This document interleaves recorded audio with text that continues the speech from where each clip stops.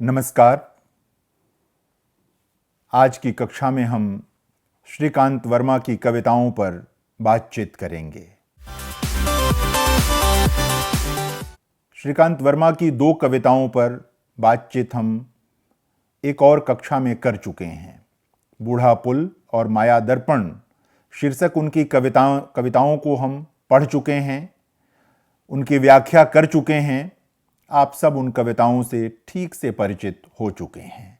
एक तरह से उन कविताओं को समझते हुए आपने श्रीकांत वर्मा के कवि स्वभाव को भी समझ लिया होगा। आपने देखा होगा कि श्रीकांत वर्मा किस प्रकार भाषा का वर्ताव करते हैं। श्रीकांत वर्मा किस तरह अपनी कविताओं में तमाम तरह के प्रसंगों का निवेश करते हैं।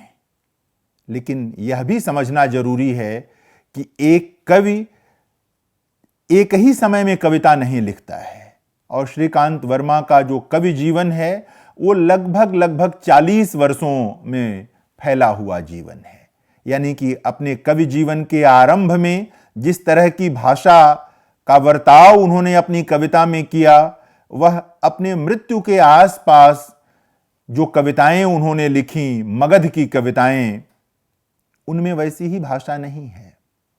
बहुत कुछ बदल गया है, क्योंकि 40 वर्षों में समाज भी बहुत कुछ बदल गया होगा, बदला भी। बहुत सारी चीजें, स्वाधीनता आई, स्वाधीनता के साथ सपने आए। कुछ सपने सार्थक हुए, कुछ सपने सिद्ध हुए, कुछ सपने सपने ही रह गए। कुछ सपनों को पता नहीं किस काल कोठरी में डाल दिया गया, वो फिर दिख ही नहीं पाए। लेकिन कवि देख लेते हैं। कवि होना ही इसीलिए महत्वपूर्ण है कि आप 7 पर्दों में भी छिपा कर रखिए, किसी काल कोठरी में छिपा कर रखिए, कवियों को समस्याएं दिख जाती हैं, कवियों को सत्य दिख जाता है। यह कारण नहीं है कि कभी किसी ने कहा होगा जहां न पहुंचे कवि रवि वहां पहुंचे कवि। तो रवि के न पहुंच पाने और कवि के पहुंच पाने का जो यह तुकांत है, वह सिर्फ तुकांत नहीं है, ये यही है, संवेदना के भीतर प्रवेश कर जाना, दूसरे की संवेदना के भीतर प्रवेश कर जाना, दूसरे के हृदय में प्रवेश कर जाना, कायांतरण नहीं आत्मांतरण कर लेना, यही कवि का स्वभाव होता है। श्रीकांत जी की जिन 2 कविताओं को आपने पूर्व की कक्षा में पढ़ा है, समझा है, आपने उसमें यह देखा था। जो आज हम 2 कविताएं उनकी पढ़ेंगे, मगध के लोग और तीसरा रास्ता, इसमें आप श्रीकांत वर्मा का एक और रूप देखेंगे, एक तरह से विचारक का रूप देखेंगे। यानी कि इन कविताओं में श्रीकांत जी कवि भी हैं और दार्शनिक भी हैं। वैसे तो सामान्यतः कवि दार्शनिक होता ही है, लेकिन कई बार कुछ कविताओं में सिर्फ हृदय पक्ष दिखता है, कुछ में सिर्फ विवेक पक्ष दिखता है। लेकिन जैसा कि मैं पिछली कक्षाओं में कह चुका हूं कि कविता पढ़ने वाले को अपने दोनों पक्ष जागृत रखने होते हैं, विवेक और हृदय दोनों। भले ही हृदय की कविता हो, लेकिन पढ़ने वाले को यह देखना होता है कि क्या वह सिर्फ हृदय को आंदोलित कर रही है या मस्तिष्क को कहीं छू पाई। नहीं छू पाई तो फिर तो मामला ठीक नहीं है। तो श्रीकांत जी का यह जो संग्रह था मगध, जिसके लिए उन्हें साहित्य अकादमी का पुरस्कार मिला, जिसके लिए वे समादृत हैं हिंदी कविता जगत में, ये कविताएं उसी संग्रह से ली गई हैं, मगध से। आप सब मगध से परिचित हैं, आप सब अशोक से परिचित हैं, आप सब उस पूरे इतिहास से परिचित हैं, आप इतिहास की उस यातना से परिचित हैं, और आप उस इतिहास के माध्यम से जो मनुष्यता का स्वप्न मिला, जो पाठ मिला, आप उससे भी परिचित हैं। लेकिन सैकड़ों साल बाद एक कवि जब इतिहास को खंगालता है, जब उसका उत्खनन करता है, तो उसका उद्देश्य यह नहीं होता कि आप इतिहास को जानें। वो तो इतिहास के माध्यम से आप जान रहे हैं, इतिहासकारों ने उसे बहुत ठीक ढंग से प्रस्तुत किया है। कवि उसको क्यों उठा रहा है, यह विचार आपके मन में रहना चाहिए। हम इस बात को आगे बढ़ाएंगे, लेकिन उसके पहले हम जो पहली कविता है मगध के लोग, उसको पढ़ते हैं। मगध के लोग मृतकों की हड्डियां चुन रहे हैं, कौन सी अशोक की हैं और चंद्रगुप्त की, नहीं नहीं ये बिंबिसार की नहीं हो सकती, अजात शत्रु की हैं, कहते हैं मगध के लोग और आंसू बहाते हैं। स्वाभाविक है, जिसने किसी को जीवित देखा हो वही उसे मृत देखता है, जिसने जीवित नहीं देखा मृत क्या देखेगा। कल की बात है, मगधवासियों ने अशोक को देखा था, कलिंग को जाते कलिंग से आते, चंद्रगुप्त को तक्षशिला की ओर। आंसू बहाते बिंबिसार को, अजात शत्रु को भुजा थपथपाते, मगध के लोगों ने देखा था और वे भूल नहीं पाए हैं कि उन्होंने उन्हें देखा था, जो अब ढूंढने पर दिखाई नहीं पड़ते। प्रथम दृष्टि में यह कविता आपको इतिहास का स्मरण कराती है। आपको लगता है इतिहास के कुछ नाम आपके सामने हैं, अशोक हैं, चंद्रगुप्त हैं, अजातशत्रु हैं, बिंबिसार हैं। आप इन नामों से परिचित हैं क्योंकि आप भारत के इतिहास से परिचित हैं, आप जानते हैं। दूसरे पाठ में जब आप जाते हैं तो ये नाम नहीं रह जाते आपके लिए, ये सिर्फ नाम नहीं रह जाते। यह कविता आपकी संवेदना के दरवाजे खोलती है, आपका हृदय पट खोल देती है। तीसरे पाठ में यह कविता आपके मस्तिष्क का पट खोलती है। एक बार में नहीं होता। जो लोग एक ही बार में कविता समझ लेने के लिए उद्धत होते हैं, कविता उनकी समझ में नहीं आती। कविता के पास प्रेम से जाना चाहिए। माँ जैसे अपने शिशु के पास जाती है, जैसे शिशु अपनी माँ के पास जाता है, उस तरह का उत्कट लगाव पाठक और कविता के बीच होना चाहिए। तब कविता आपसे खुलती है, तब आपके करीब आती है कविता। अगर ये उत्कट लगाव नहीं है तो कुछ नहीं होगा। कविता इधर उधर से आपके पास आएगी और चली जाएगी। तो कम से कम 3 पाठ तो बहुत जरूरी हैं कविता के, मिनिमम 3 पाठ। और ये 3 पाठ पूरी संलग्नता से किए जाने चाहिए। ऐसे नहीं कि उठाया और कविता पढ़ दिया। कवि जब 8वें दशक में, 9वें दशक में यह कविता लिख रहा है, 9वां दशक से मेरा आशय है कि 85 से पहले जब कवि इस कविता को लिख रहा है तो वो क्या देख रहा है? विचार करिए। श्रीकांत जी उस समय राजनीति में थे। श्रीकांत जी उस समय की सत्ताधारी पार्टी में महत्वपूर्ण व्यक्ति थे, राज्यसभा के सांसद थे, लेकिन कवि भी थे। इसलिए वो इतिहास से सीखने की कोशिश कर रहे हैं कि कोई भी सत्ता क्या अंततः मनुष्यता की रक्षा कर पाई, और जब सत्ताएं बीत जाती हैं तो लोगों को क्या हासिल होता है, और जब सत्ताएं बीत जाती हैं तो लोग किन पक्षों को देखते हैं, किन पक्षों का आकलन करते हैं। ये एक महत्वपूर्ण चीज है। ये देखिए, मगध में लोग मृतकों की हड्डियां चुन रहे हैं।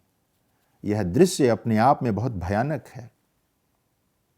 आप कल्पना कीजिए एक दृश्य का कि जिसमें लाखों लोग हड्डियां चुन रहे हों। यह दृश्य क्या भरता है आपके मन में?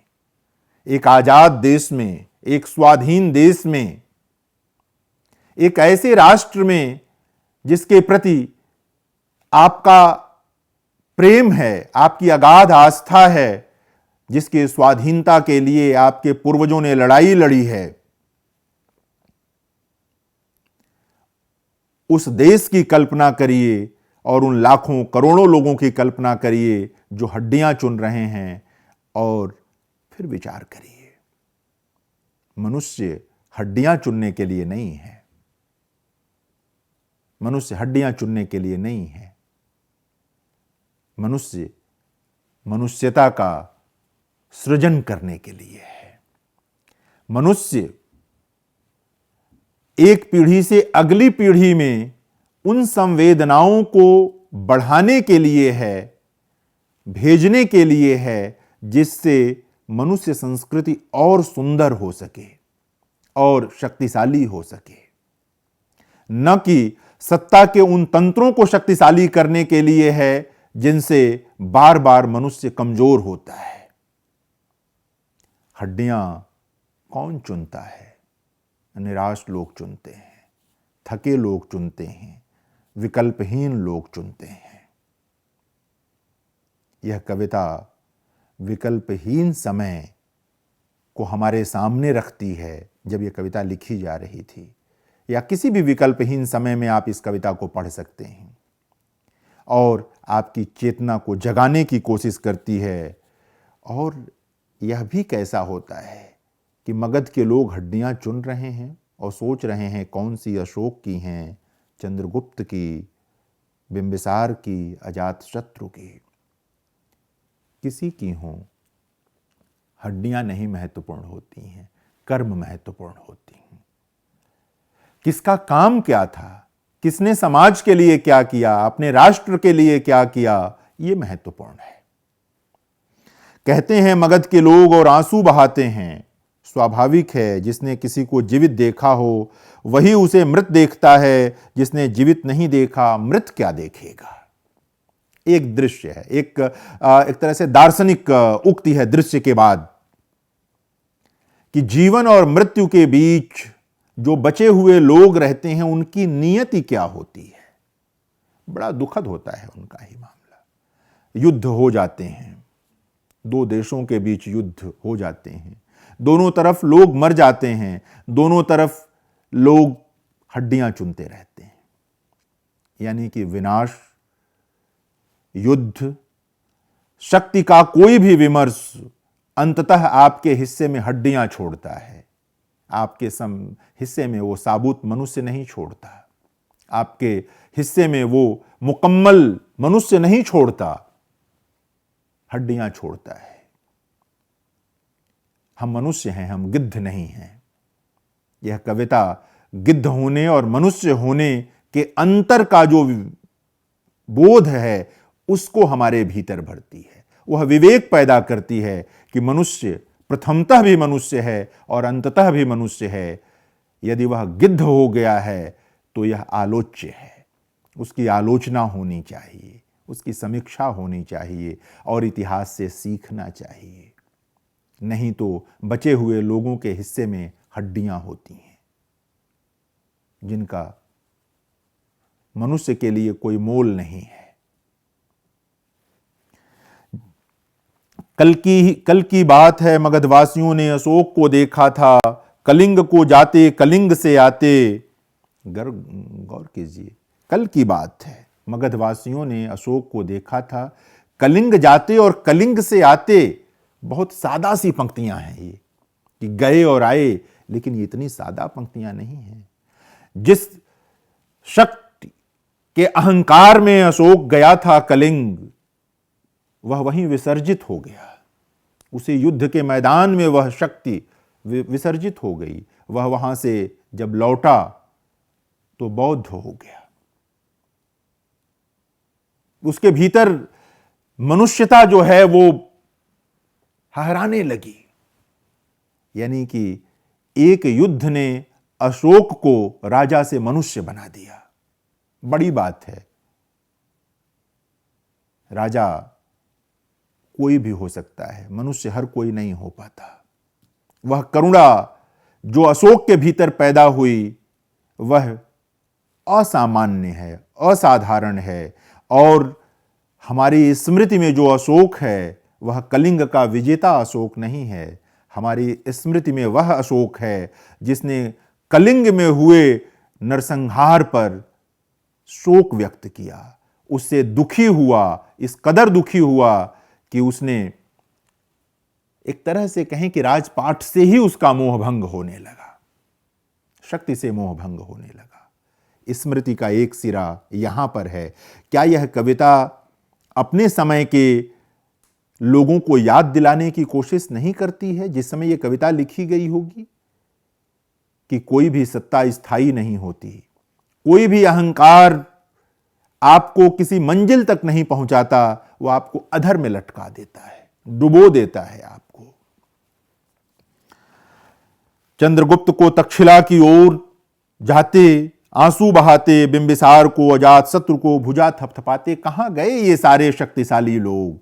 ये इतिहास के वे लोग हैं जिन पर हम गर्व कर सकते हैं कि बड़े शक्तिशाली लोग थे, लेकिन ये कहीं नहीं है, इतिहास के पन्नों में नाम बनकर रह गए हैं।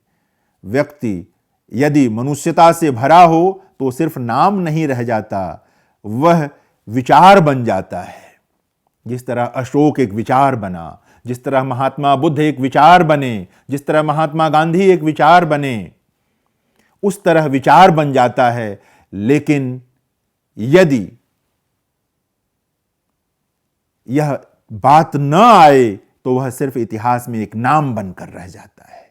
यह कविता सचेत करती है कि आप विचार बनकर बचना चाहते हैं या नाम बनकर बचना चाहते हैं। बल्कि कहना तो यह चाहिए कि यह कविता यह प्रेरणा देती है कि आपकी कोई भी स्मृति अंततः एक मनुष्य के रूप में स्मृति होनी चाहिए, मनुष्यता की स्मृति होनी चाहिए। मगध के लोगों ने देखा था, पर वे भूल नहीं पाए हैं कि उन्होंने उन्हें देखा था। इसलिए नहीं भूल पाए हैं कि ये वे लोग थे जिनके भीतर मनुष्यता आ गई थी। ये वे लोग हैं जिन्होंने पहले सत्ता का अहंकार स्वीकार किया, फिर उसका विसर्जन किया, फिर ये मनुष्य हुए, अधिक मनुष्य हुए। इसलिए स्मृति में दर्ज हैं क्योंकि उन्होंने आम लोगों के बारे में सोचा, आम लोगों की तरह सोचा, जो अब ढूंढने पर भी दिखाई नहीं देते। लेकिन ऐसा कैसे हो गया कि अब कोई बदला हुआ अशोक नहीं है, अब कोई अजातशत्रु नहीं है, अब कोई बिंबिसार नहीं है। अब जो हैं वे सिर्फ शासक हैं, सत्ता के मद में डूबे हुए लोग हैं। श्रीकांत वर्मा जब यह कविता लिख रहे थे, याद रखिए वो सत्ता का हिस्सा थे, फिर भी आलोचना कर रहे थे। सत्ता विमर्श के समानांतर मनुष्यता का विमर्श खड़ा कर रहे थे। इसी अर्थ में उनका कवि होना उनके किसी भी अन्य रूप के होने से बड़ा होना है, और इसीलिए वो हमारी स्मृतियों का हिस्सा हैं। अगर सिर्फ कुछ और होते तो शायद आज हम श्रीकांत वर्मा पर बात नहीं कर रहे होते। जो अगली कविता है, तीसरा रास्ता कविता है श्रीकांत वर्मा की ही। यह भी मगध से जुड़ी कविता है। मगध में शोर है कि मगध में शासक नहीं रहे। जो थे वे मदिरा, प्रमाद और आलस्य के कारण इस लायक नहीं रहे कि उन्हें हम मगध का शासक कह सकें। लगभग यही शोर है अवंती में, यही कोसल में, यही विदर्भ में कि शासक नहीं रहे। जो थे उन्हें मदिरा, प्रमाद और आलस्य ने इस लायक नहीं रखा कि उन्हें हम अपना शासक कह सकें। तो हम क्या करें? शासक नहीं होंगे तो कानून नहीं होगा, कानून नहीं होगा तो व्यवस्था नहीं होगी, व्यवस्था नहीं होगी तो धर्म नहीं होगा, धर्म नहीं होगा तो समाज नहीं होगा, समाज नहीं होगा तो व्यक्ति नहीं होगा, व्यक्ति नहीं होगा तो हम नहीं होंगे। हम करें क्या? कानून को तोड़ दें, धर्म को छोड़ दें, व्यवस्था को भंग करें। मित्रों, दो ही रास्ते हैं, दुर्नीति पर चलें, नीति पर बहस बनाए रखें।